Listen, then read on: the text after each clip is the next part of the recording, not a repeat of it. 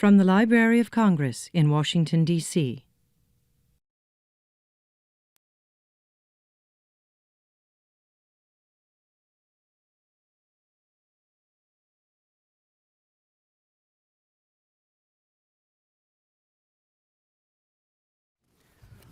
Well, good morning and welcome to the Library of Congress. I'm John Cole. I'm the director of the library's Center for the Book, which is the reading and literacy promotion arm of the library. We are pleased that you can join us for a special presentation today about a brand new book. Since we are book and reading promoters, it gives us special pleasure to honor the product of some of the research that has been done around the country, especially if it's pertinent to what we do, which is promoting books, reading, literacy, and libraries. The Center for the Book was created by Daniel Boorstin when he was librarian in 1977 as a way to reach out to the general public to promote books and reading and to encourage the scholarly study of books and reading. Literacy really wasn't a hot topic when we were created. It came along. We, of course, added literacy promotion to this. And as a librarian, I've also, as the founding director, managed to get library promotion into the equation. And we have had a very fruitful, more than 35 years now, of a public-private partnership that promotes books, reading, literacy, and libraries. We operate largely through a state center affiliates program. Each state now has a designated Center for the Book, and it's important for us to be with those states at the ground level, especially through our involvement with the National Book Festival, which was brought to the Library of Congress by Laura Bush in 2001, and now is in it. We've just celebrated the 15th year, but an important part of that is the pavilion, the so-called Pavilion of the States. We've now moved off the mall into the Washington Convention Center, where we had record crowds on Labor Day Saturday. But the states are all represented, and it's the state involvement that helps make the National Book Festival really, truly national. This Books and Beyond program today is part of our Noontime Author Series. These programs are all filmed and are available later on the Library of Congress website.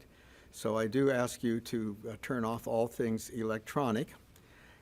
We will have a question and answer session with our author and also a book signing, which becomes part of this experience of our promoting books and reading. We have a special guest today, however, who is going to introduce our speaker. It's Dr. William Adams, who is the 10th chair of the National Endowment for the Humanities, which has had a special role, as he will explain, in promoting this particular book, and under his leadership has really moved the Humanities Council into some new exciting projects that involve books and reading and the general public. And he will mention a little bit about those. He's a former president of Bucknell and also of Colby College. I also would like to thank the library associations of Maryland and Virginia and the University of Maryland College of Information Studies for their sponsorship and helping us get out such a wonderful crowd. Wayne is really on a bit of a tour here. He'll make appearances at Maryland, and he is doing a good deal to help libraries through this promotion of his book and through, I think you will find, his fascinating view of libraries from the ground up. To introduce him, though, it's my pleasure to introduce Dr. William Adams from the National Endowment for the Humanities.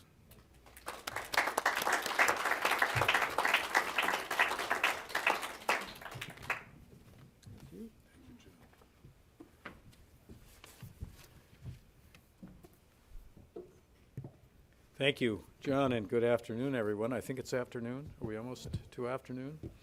It's great to see you. It's great to be here. I wanted to come over and do this. It's really just a couple of blocks away, as some of you know, in part because of the long and deep relationship we've had with the Library of Congress, which is currently manifest in a couple of ways. We are partners with the library in the grand National Digital Newspaper Project, which, as some of you probably know, is a project we undertook with the library about 10 years ago to digitize every American newspaper published in the United States between 1830, I'm looking for Jane, 1830, 1840, and 1920-something, depending upon where that march of time is with respect to the public domain. We also are partners with the Kluge Center here at the Library of Congress, and we are partners in spirit, I would say, in almost every other way that matters. This great national institution is, of course, very close to our mission and our work, which includes always prominently books and libraries and the public and information with and for the public. Libraries are a particular interest of us. As some of you know, we're about to celebrate our 50th anniversary. We were founded by the stroke of Lyndon Johnson's pen on September 29th, 1965.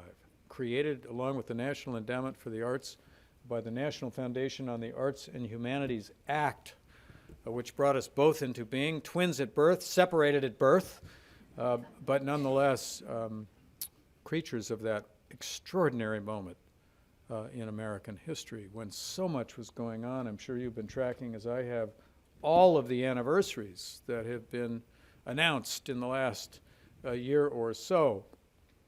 An extraordinarily creative period for the Congress, for the President, and we are a part of that wonderful moment. We were founded very much in the image of the early expression of NSF, the National Science Foundation, which was then devoted principally, as we were, to research. And research is a wonderful thing, and we are still deeply committed to research. It is one of our 6 major grant-making programs. But since then, I'm very proud that the agency has evolved into a much more ambitious, robust, public-facing agency. And one of the expressions of that, one of the earliest expressions of that, was our commitment to libraries. And we have, since almost the very beginning, been funding libraries all over the United States, public ones, private ones, research libraries, municipal libraries, school libraries, and it has become a huge part of our public program funding.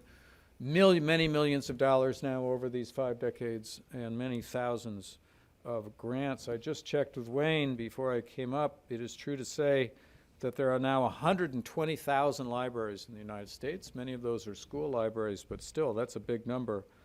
Additionally, in 2012, the American Library Association reports over 92 million people attended the nearly 4 million programs offered by public libraries. Extraordinary scope of the work of this sector, this cultural sector that's so important to the endowment, so important to the country. So it's with special pleasure that I introduce Wayne Wiegand today to talk about his wonderful book, Part of Our Lives, A People's History of the American Public Library. This is also particularly interesting to us and important to us because we gave Wayne the fellowship that permitted him to write this book. And it's always a great pleasure for us, as we fund fellowships, to see a book actually come out of the recesses of the library, probably, or the study, after years of labor and intensive research. And here we have a wonderful example of the productivity of NEH's terrific research program. I'll read to you just briefly from the application, which was in 2007. For generations, American public libraries have done 3 things very well: made information accessible, provided cultural space for the construction of community, and furnished billions of reading materials. Yet, for all those years, people in the library field have concentrated mostly on the first. I intend to write a comprehensive history of the American Public Library since 1850 that will take a library in the life of the user perspective. The study will harness newer humanities scholarship on the public sphere and the social nature of reading to demonstrate multiple roles these ubiquitous institutions have played and continue to play in their host communities. And he made good on this promise and this proposal, so I'm especially delighted to be here to introduce him today and to say that additionally, this is very near and dear to my heart as an expression of the kind of leading edge research that the NEH is trying to advance and encourage now, which is research that is accessible to the public and about dimensions, public dimensions of our lives. This book fits every particular of that new emphasis in NEH, so it's a great honor to introduce Wayne Wiegand to talk about Part of Our Lives. Wayne?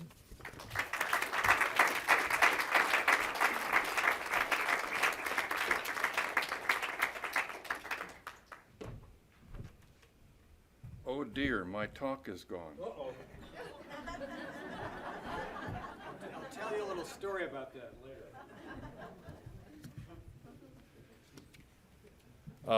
Of course, I'm going to thank the National Endowment for the Humanities for the fellowship they gave me in 2008, 2009. It did enable me to complete this book, but it wasn't 15 minutes after I got the notice that I got the NEH fellowship that I walked into my dean's office, Larry Dennis, Florida State University College of Communication. I said, "Will you match this?" And he said, "Yes, you may have the entire year off." So Larry, please stand up. I want to thank you formally for that. And in the course of my remarks, you're going to see three trailers from a forthcoming documentary entitled Free for All that two San Francisco filmmakers are putting together. It should be ready by February of 2017, but those trailers and that documentary have also received funding for the National Endowment for the Humanities, so I want to thank the National Endowment for the Humanities for that. I've been privileged to serve as historical consultant for that documentary, and when it comes out, I encourage all of you not only to see it, but also to encourage your public libraries and the library communities to view it.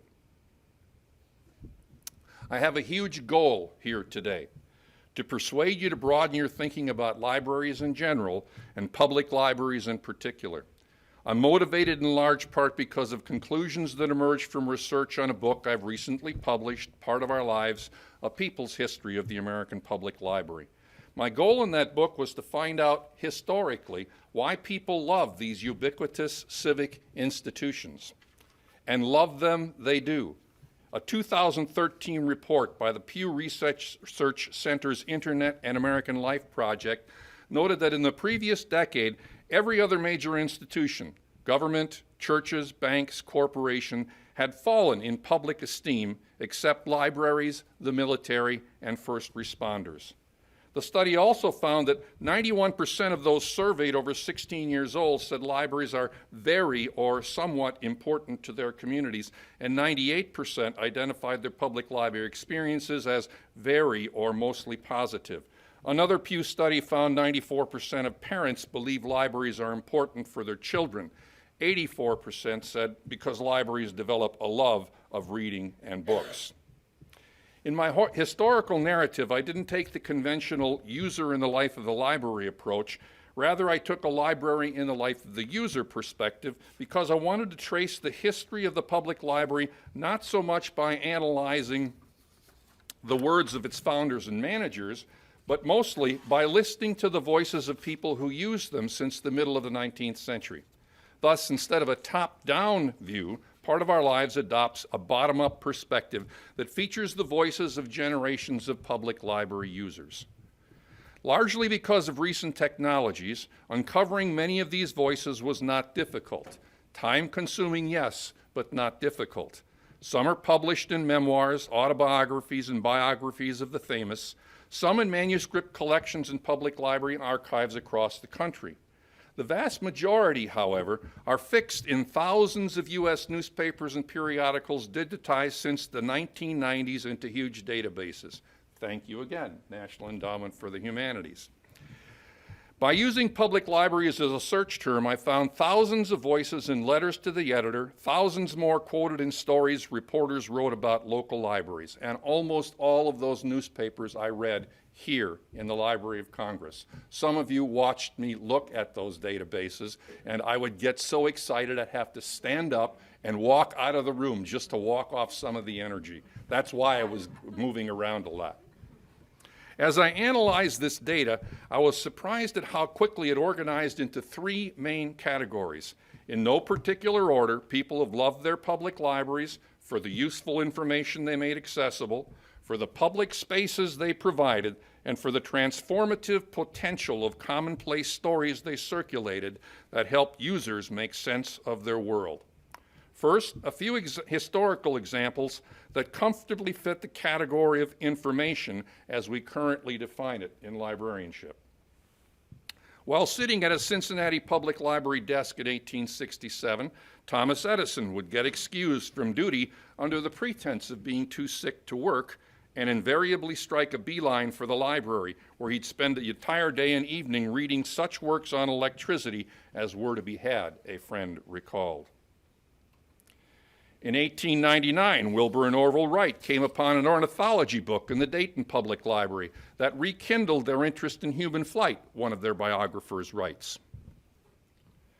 By the time I was 12 or 14, Harry Truman recalled, I had read every book in the Independence Public Library, including the encyclopedias. These books had a great influence on me. In a Detroit Public Library reading room in the 1950s, a teenage female pored over comedians' printed monologues. She appeared in short monodramas written by herself without makeup and hardly any props. Lily Tomlin's biographer later noted, conjuring up not only the personality of the character she portrayed, but also that of unseen people with whom she was talking.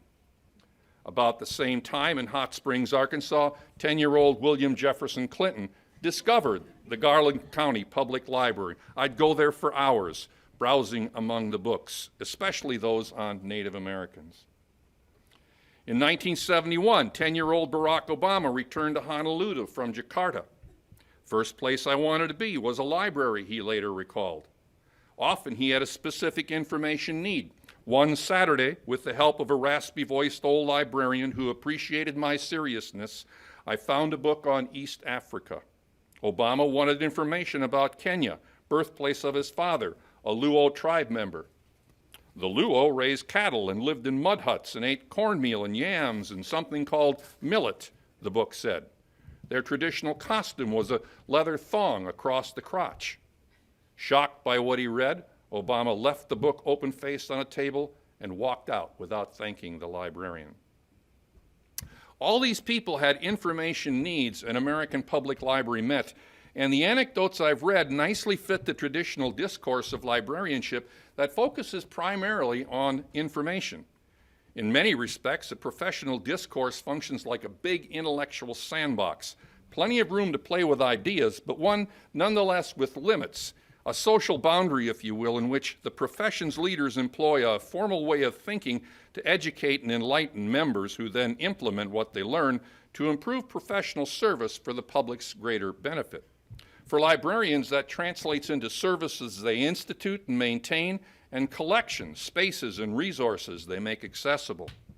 For most of its history, librarianship's discourse has focused on what in the 18th century was called useful knowledge, in the 19th and 20th century was called best reading. That's a phrase that's still in the American Library Association's official motto, and in the late 20th has morphed into information.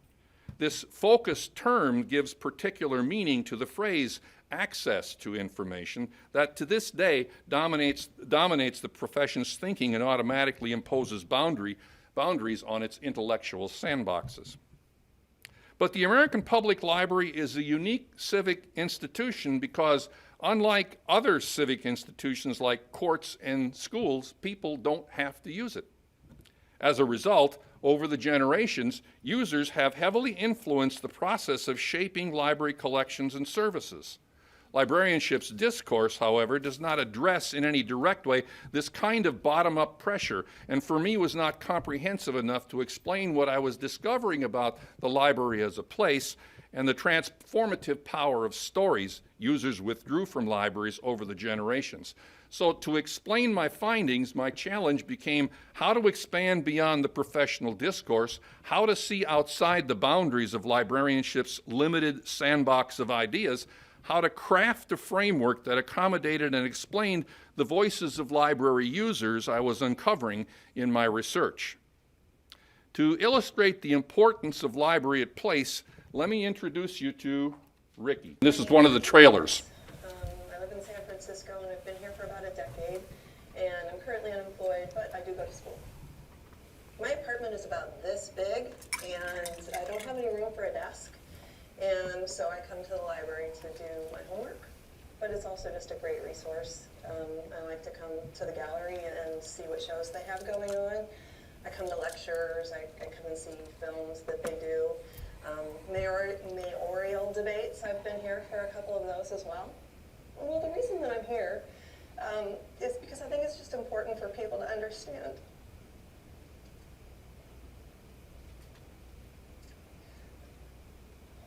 So when I first moved to San Francisco, I told you I went broke, and I was literally starving.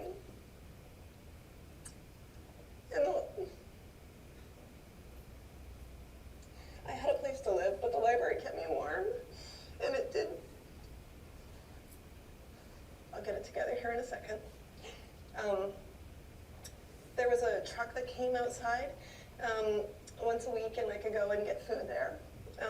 And like I said, they have computers so that I could work on my resume and I could apply for jobs. And did I mention that it was warm here? So it's been there for me when I needed it. And it's a valuable resource. And oftentimes I think that people see the library as someplace for kids or someplace for homeless people. And there are just normal people like me that might need it as a resource, and I'm grateful that it's here. And from my narrative, I quote a few more anecdotes. During the summer of 1939 at Atlanta Public Library's African American branch, one of the few places in the city where blacks felt safe and welcome, 10-year-old Martin Luther King Jr. came to the library many times during the week, Director Annie Waters later recalled. He would walk up to the desk and look me straight in the eye. "Hello, Martin Luther," she would respond, always calling him by his first and middle names. "What's on your mind?" "Oh, nothing particularly." For Waters, that was a cue that King had learned a big new word, and then they initiated a conversation in which King used the word repeatedly. Another game involved poetry. Again, King would stand by the desk, waiting. "What's on your mind, Martin Luther?" Waters would ask. "For I dipped into the future far as the human eye could see," he responded.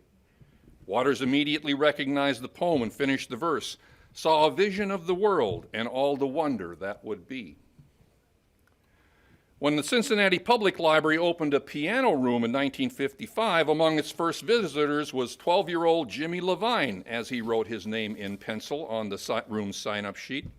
8 visits later, he changed his signature to J. Levine, and finally, James Levine. When he gave a concert for 150 children in the children's room in 1957, he'd already performed as a Cincinnati Symphony soloist. Today, he's the New York Mets artistic director. In 1969, the Gary, Indiana Public Library sponsored a local talent contest at which a group soon to be known as the Jackson 5 competed. Although they didn't win, Little Michael was an audience favorite. Okay, I'm going to bring it home to the District of Columbia. In fiscal year 1914-1915, the District of Columbia Public Library reported auditorium meetings of the Housekeepers Alliance on Parcel Post, attendance 307. Women's Single Tax League, 6 meetings, average attendance 164. The Washington Readers Club, 381 attending. Intercollegiate Socialist Society, 2 meetings, average attendance 188. German Readers Club, 2 meetings, average attendance 312. The Wanderlusters, 413 attended a lecture on our common birds. And the Washington Theosophical Federation, 348 attendees. Groups using its study rooms included the American Racing Pigeon Association, the Capital Poultry and Pigeon Association, the National Catholic Women's Art Circle, the Painters and Decorators Union, a variety of suffrage organizations, and 3 different chapters of the Daughters of the American Revolution. 10 years later, Chevy Chase branch of the District of Columbia Public Library, the Woodbine Circle of the Chevy Chase Methodist Episcopal Church hosted a fashion review of the latest women's wear, from sport costumes and afternoon dresses to hosiery and lingeries. 225 attended. Readings, chorals, and orchestra music supplemented the review. No report on whether men were allowed to attend. In World War II, at the District of Columbia Public Library, the Petworth branch became a site for government girls. These were women who came to D.C. for wartime work to gather in front of burning logs in the fireplace and listening to Victrola concerts. Much of the edge of the loneliness of a first Washington Sunday afternoon for the government girl has been taken off by attendance at these concerts, and much pleasure has been afforded her on succeeding Sunday afternoons, the Washington Post reported. Instead of an austere resort of the literati, the District of Columbia Public Library reported in 1842, listen carefully, the libraries are now becoming community centers through their use as a meeting place for air raid workers, Red Cross workers, and other civil defense workers. In 2005, the Washington Post carried an article by Eric Wee that focused on the District of Columbia branch library in one of Washington's poorest neighborhoods. In it, we reported that every Tuesday night, a homeless man named Conrad Cheek entered the library and set up his chessboard on one of the tables in the children's room. We immediately noticed the transformation taking place. No more ignored pleas for this homeless man, no averted glances. During the next hour, people will look him in the eye. They'll listen to his words. In this down-at-the-heels library, he's the teacher. Among his students was 9-year-old Allie Osmond. As we watched this interaction, Allie's mother explained that her son's confidence had soared after playing with Conrad, that he was now bragging to friends about being a chess player. We owe it all to Mr. Conrad, his mother said. We love him. Inside the library, we reported, they call him Mr. Conrad. Notice all these very meaningful experiences occurred in a place we call library, but to categorize them as information gathering fails to capture their significance in the lives of each of these individuals. My analysis of library as place grows out of a scholarly literature often labeled public sphere, a rich repository of ideas that can deepen our understanding of the multiple reasons why people love their public libraries as community places. Now let me turn to the transformative potential of commonplace stories public libraries have circulated by the billions for generations. My birthday was yesterday and I am 95 years old. I started to use the library, I would consider 12, 13 years old, you know. Yes. I was born in St. Petersburg, Russia. We left and we started from scratch. And my English was zero, but their library was a couple of blocks away. And that's how it started. That library was everything to me. We couldn't afford to buy the books. Books were always expensive. And there were so many other needs. It was library, library, library all the time. And it didn't cost anything. Well, the library fills a certain place in my life. It has to satisfy certain needs. I have seen a lot of very ugly things. And you just can't live all the time with bad. You have to balance it. And my balance was mostly to see something beautiful. And so I would go to the library and spend a couple of hours. But when I come out on the street, I'm a completely different person. It gave me such a relief, so, as French would say, soulagement, you know.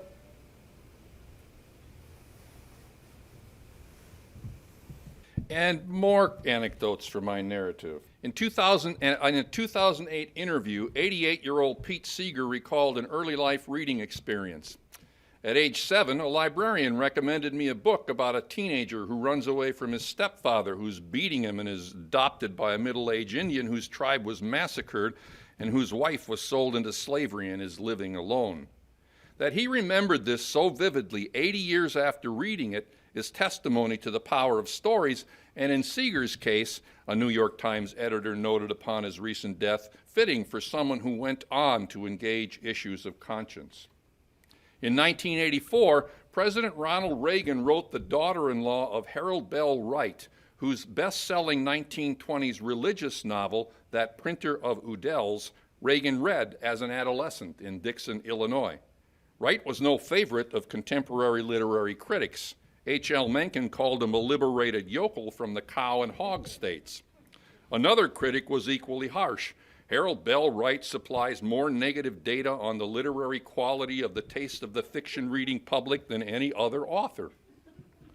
No matter to young Reagan, however. Shortly after reading the book, he declared himself saved and was baptized.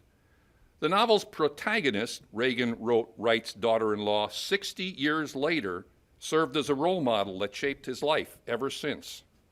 It's highly likely the copy of that Printer of Udell's Reagan read came from the Dixon Public Library, which he visited twice a week in the early 1920s, mostly to check out Frank Merriwell and Sherlock Holmes stories, Tarzan novels, and books by Horatio Alger, Zane Grey, and Mark Twain, many of which he read on the library's front steps. "I'm a sucker for hero worship," he later admitted. For Oprah Winfrey, reading commonplace stories was an open door for freedom in my life and allowed me to see that there was a world beyond my grandmother's front porch in Mississippi, that everybody didn't have an outhouse, that everybody wasn't surrounded by poverty, that there was a hopeful world out there and it could belong to me. To Winfrey, the stories became her comfort, her solace to commune with and learn something about myself, to learn something about other people, to learn something about the world. In a small Milwaukee apartment as a 9-year-old in 1963, she read a public library copy of A Tree Grows in Brooklyn, her first all-night book, the story of Francie Nolan, whose life was full of humiliation and whose only friends were in books lining the public library shelves. "I felt like my life was hers," she said. After her father died in 1963, 9-year-old Sonia Sotomayor buried herself in reading at her Bronx library and the apartment she shared with her mother and brother. "Nancy Drew had a powerful hold on my imagination," she remembered. "Every night when I finished reading and got into bed and closed my eyes, I would continue the story with me in Nancy's shoes until I fell asleep." Her mind, she noted, worked in ways very similar to Nancy's. "I was a keen observer and listener. I picked up on clues. I figured things out logically, and I enjoyed puzzles. I loved the clear, focused feeling that came when I concentrated on solving a problem and everything else faded out." Her reading that summer, she admitted, was her solace and only distraction that got her through this time of trouble. All these anecdotes point to the power of printed commonplace stories to change people's lives. But stories reside in all cultural media. If you watch television, go to the movies, read popular magazines, and look at advertisements, argues Richard Keller Simon, you're exposed to many of the same kinds of stories as someone who studies the great books of Western civilization. You have simply been encouraged to look at them differently. Stories, Richard Nash argues, constitute recipes for the imagination. Media scholar Henry Jenkins adds, "Stories are basic to all human cultures, a primary means by which we structure, share, and make sense of our common experiences." Meet Danny.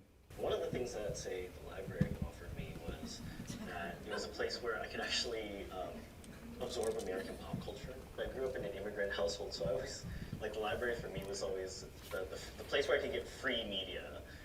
When I was a teenager, I was like really big into like punk rock culture and the music scene. And I couldn't afford records, so I was always going to the library, whereas my friends were able to either buy their records with their parents' money or worse yet, steal it. I would always go to the library and check them out. When I was a teenager, I think I might have been like 15 years old, I had heard about a film called A Beautiful Thing, which is based on a play, and it's a gay film. I remember going to the library and looking up in the catalog and like making sure like nobody saw me, and I went to the stacks, I found it, I kind of hid it underneath like a stack of books, like sandwiched between a stack of books, and I checked it out. Took this video home, I had to hide it from my parents, and I remember watching this film and it was so powerful to me. It was a love story between two young British teenagers, and for me it sank, it dropped a certain anchor down where on an emotional level I didn't feel like I was floundering somehow. So that felt really good, and I remember playing that cassette tape, that VHS tape, over and over and over again late at night when everyone in my house was sleeping. I would sneak out to the living room and I would play this video that I had borrowed from the library like at least once a night for 3 weeks in a row, sometimes repeating certain scenes over and over again just because for me they really spoke to me. And then I would renew it. That public libraries have always played a primary role in making stories accessible to millions of users is obvious. Ever since the Boston Public Library opened in 1854, fiction, a particular form of story, consistently averaged 66 to 75% of public library circulation. By force of demand, then, every generation of public library users has insisted on a set of stories acceptable to a majority of community members that contained messages they wanted to hear, read, and view. The latest public library circulation statistics I'll detail in a minute show that they still do. History of reading scholars have clearly demonstrated the capacity of commonplace stories to stimulate reader imagination, construct community through shared meaning, and demonstrate moral achievement. In the free will act of reading, they note, readers move into and out of the text and thus appropriate meaning relevant to their own lives. Because readers can control it, the act of reading stories becomes dependably pleasurable, empowering, intellectually stimulating, and socially bonding. And it's in the act of reading stories that social and cultural acts of defiance can take place. If cultural authorities, like H.L. Mencken, lack the power to check voluntary reading for interpretations legitimatized by dominant cultures, ordinary readers construct their own meanings, sometimes as groups, sometimes as individuals. Most often, public libraries do a good job of supplying information and stories, as is evident from Seeger's, Reagan's, and Winfrey's remarks. Sometimes they don't, however. Let's see, in October of 1912, the District of Columbia Public Library banned Horatio Alger, Oliver Optic, Nenty, and the Elsie Pansy, Old Sleuth, Nick Carter, College Sports, Jack Ranger, Boy Hunter, Motor Girl, and Dorothy Dale series for tending to institute false ideas in the minds of growing youth. The Christian Science Monitor was confused. It is impossible to see where and why and how the censors have drawn the line, it argued. But that kind of sentiment existed well into the 20th century. Although in 1963 most American public libraries had Nancy Drew on their shelves, the New York Public Library did not. Their librarians considered series fiction trash. Instead, Sonia Sotomayor got her copies of Nancy Drew from her mother for good behavior. New York Public Library did not drop the ban on series fiction until 1976. In 1960, most public libraries in the South were segregated. This is a photo of two beefy white policemen carrying a thin African-American teenager out of the Albany, Georgia Public Library in the summer of 1962. She had gone into the library, sat down, and began reading a book, and she wasn't welcome there. Pulp paperback titles from the 1950s and 60s that many gays and lesbians read voraciously and considered survival literature were never reviewed in book lists, listed in fiction catalog, or acquired by public libraries. What public libraries often gave them instead was misinformation. Because she believed libraries are the place where we can be most anonymous and delve deeply into areas we wish to uncover in secret, one 15-year-old later recalled, "It was to the library I turned in 1969 to uncover the meaning of my lesbianism, and what I found was not echoic of my experience. Rather, those books frightened me and convinced me that this was not lesbian and that lesbianism I was experiencing, but something else." Let me just, don't focus on this now because I'm going to a different subject, all right? Don't have a blackout capacity here that I have on some. Okay, remember back in the 1980s when many evangelists of information technology predicted the demise of public libraries by the turn of the century? They were wrong, dead wrong. In 2012, which is the last year for which we have national statistics, the United States had more public libraries than ever, 17,219, including branches and bookmobiles, and over 3,000 more than the number of McDonald's restaurants in the country.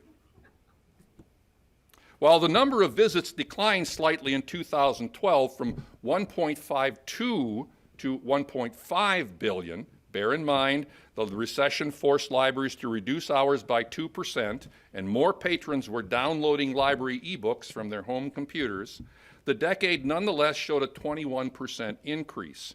That same year, 93 million Americans attended a public library program, a one-year increase of 4% and an 8-year increase of 38%.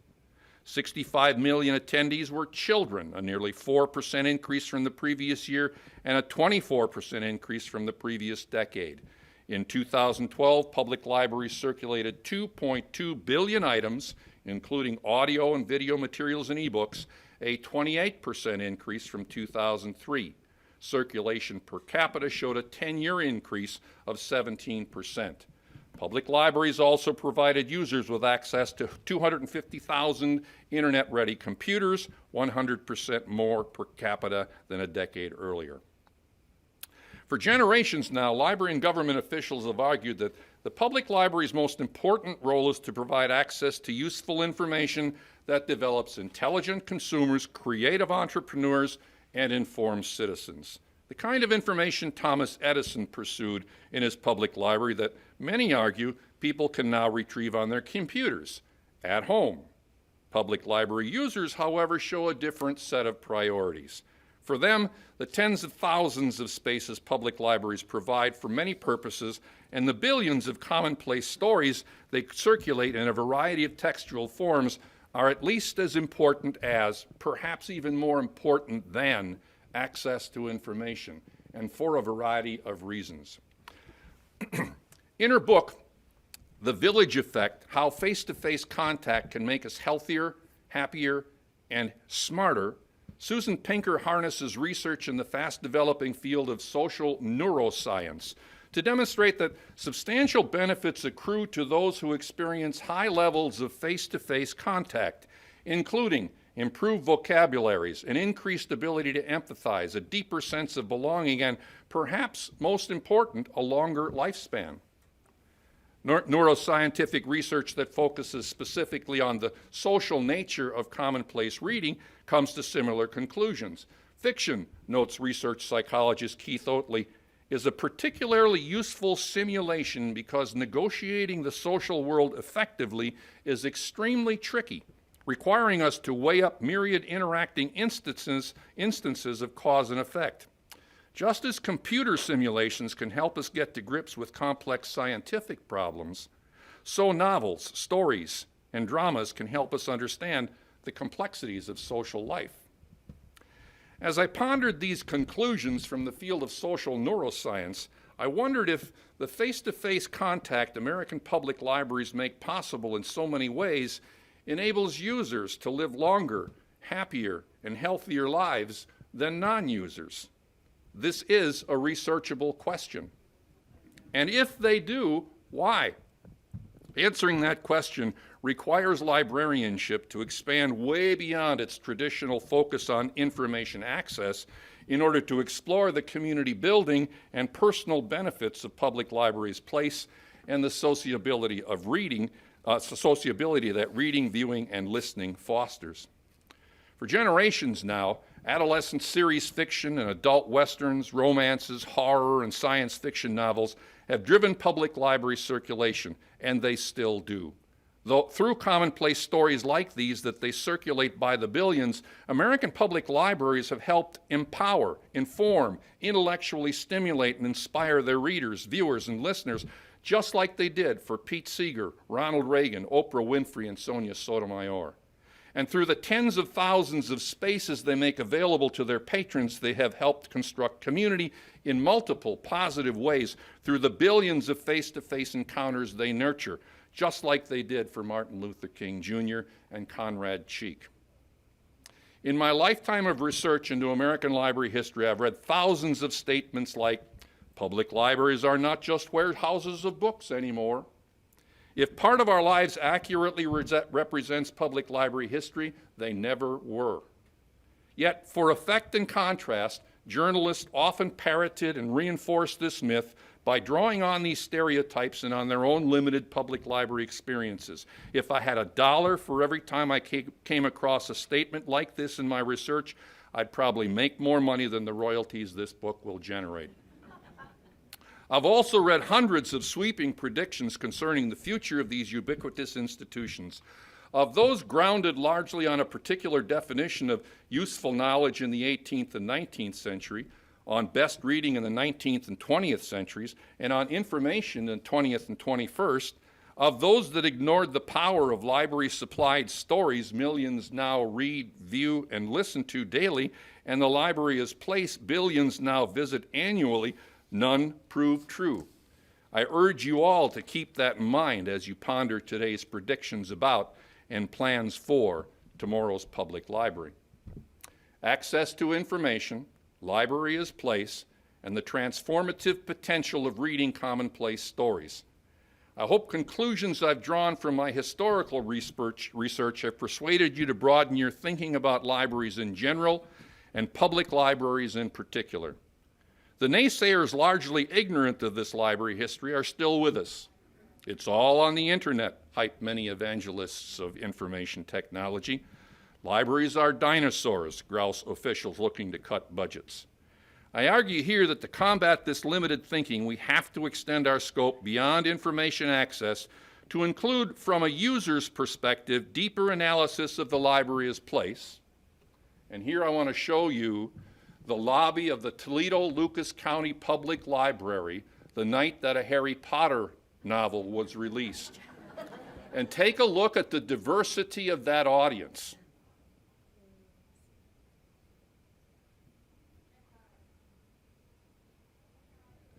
The complex dynamics that are taking place in that room are something about which we still know very little in our library profession. Or this one. That's my son Andy reading to my grandson Teague. Unfortunately, I don't have a copy of me reading to Andy from 30 or 40 years earlier. But Teague picked that book out of the library. He's fully capable of reading it, but he wanted his dad to read it to him. It's about sports, and it's a subject upon which they bond.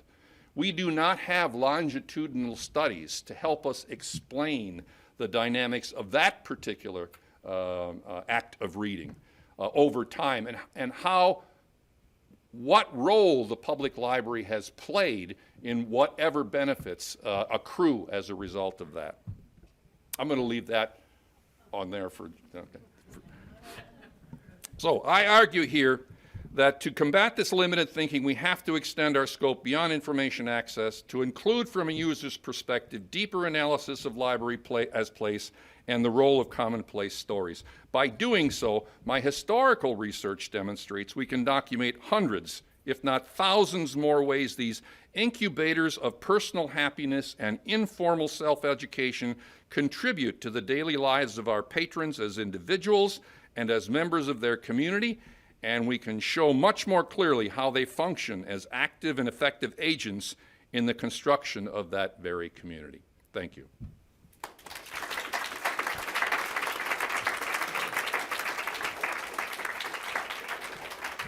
I shall be happy to answer any and all questions you might have.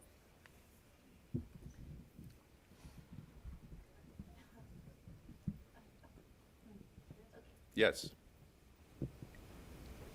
When you emphasize that libraries and librarians really need to do more anecdotal evidence, Eileen Cook, you remember Eileen, as the Washington ALA office director, she always told us anecdotes are what improves your budget. And I think a lot of librarians did in fact follow that advice. So it's not, I guess I'm arguing with you. Yeah. It's not really such a Right. sweeping statement. I'll try. Eileen Cook, ALA's Washington director, told people use anecdotes in arguing for better budgets. And I'm not disputing that. If you look at contemporary calls for evidence of productivity, the word outcome explodes. And the anecdotes don't necessarily address how people want the answers to outcome questions framed. I argue that's a wrong way of thinking. And in part, there are certain things that we can't attribute numbers to very easily. Ask me how much I love my son on a scale of 1 to 10, 1 being lowest, 10 the highest. What do you think I'm going to say? Okay? Now, the only way I can describe that love is in metaphors and similes. And perhaps a poem you and I share, which gives me the vocabulary to express that emotion. Okay? And that's what's happening with the reading and with the library as place. We can't, libraries traditionally have cited circulation statistics as a measure of their value.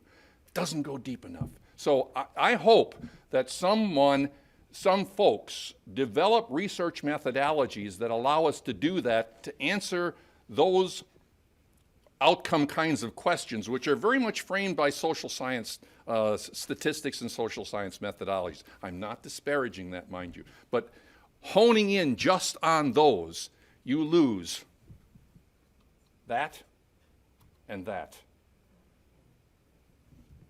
So I'm not disagreeing with you. And history, by the way, what is history other than an accumulation of anecdotes that one human being assembles into a story and then tries to persuade others, which is exactly what I've tried to do here. The difference in that particular book is that I have been selective in particular kinds of anecdotes. I've looked for anecdotes on Library's Place, and I've looked for anecdotes on commonplace reading. And that's the stuff that came back to me. It hit me. Yes, sir.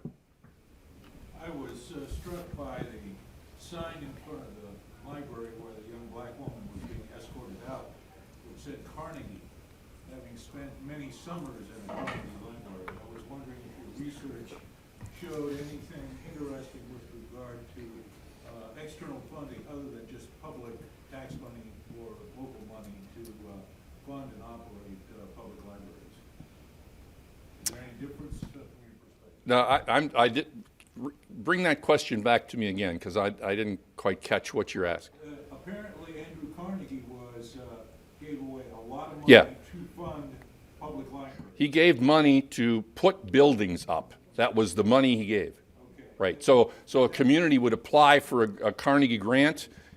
His minions would evaluate population, et cetera, and then he'd give them a grant to build a library. My question is does that external stimulus make a difference? Oh, yeah. Now I got you. Okay, absolutely. Without Andrew Carnegie, we would not have 17,000 public libraries today. He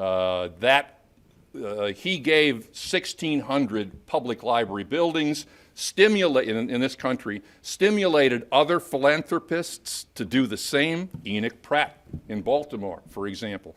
And it expanded the number of public libraries. And then it became, if your community didn't have a public library, it was somehow culturally backward. So absolutely, Andrew Carnegie had a huge influence on the public library movement, but then so did the Great Society programs have a huge influence on the public library movement in the 1960s. Yes, ma'am. So as much as I hate to say this, I think it's really good that you have Ronald Reagan as one of your examples, because he is such a conservative icon.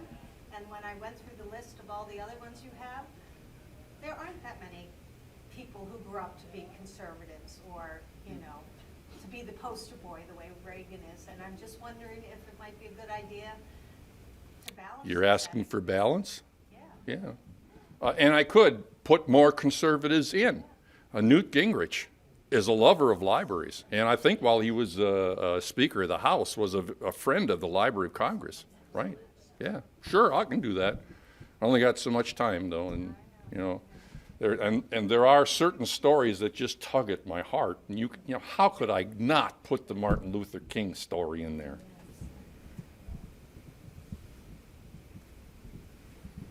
Other questions? We have time. Please. What do you see as the difference between archives and libraries? And why perhaps have archives not had as much of a personal connection with their communities as libraries? Certainly in the last 20 years, archives have tried to expand their reach and their interest in the public. Yeah. But they've always faced much different. Yeah. And I don't know that I've got a good answer for that. I am a user of archives. I reek of archives dust. But I'll say that I'm unique. And I mean, how many people are like me that do archival research? Now, I make a lot of noise when they tried to deal with the New York Public Library on 42nd Street in a different way. The people like me came out of the woodwork and said, you can't do this, and the voices are powerful enough to attract media attention, and thus it backed the library administration down on New York Public Library. But unless there's a compelling reason to command media attention among archivists, I'm not so sure it's going to be. Boston tries to reduce its public library's budget. Philadelphia tries to reduce its public library budget. New York Public Library tried to reduce its public library budget, and the people come out of the woodwork. And I would say the reason they come out of the woodwork is exactly in what you see in this picture. They've had a set of experiences which they can't necessarily articulate. When would you command an audience like that for archives? Genealogists. Absolutely.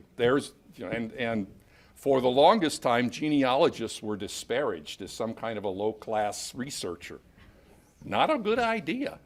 It's like commonplace reading. Yes, Skip. How much of your book is, I see it's going to be available on Kindle, but how much of the reference material is available from the Kindle? Like, in other words, you've got obviously thousands of things you've researched, and I'm wondering just whether you can go to the Kindle and then get links over Yeah. to other. I think the entire book is on the Kindle edition, on the e-copy, but it's pretty cumbersome to get from text to footnote. And I feel sorry for readers who have to do that. I wanted the footnotes to be at the bottom of the page, but I was not given that privilege. So the original, when a historian writes the first draft. It's what I call the mind dump draft. You've spent years gathering this material, and you sit down in the quiet of your study and you process this stuff and you select from all this massive amount of information the stuff you think will fit into a story. That first draft was 500,000 words.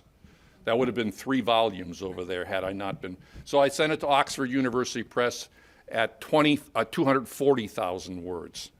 They said, well, we really like this subject and we like the story, but we want to make it a trade book rather than an academic book, which means you got to pare it to 135,000 words. So I've got 365,000 words out there that have never been used in this story.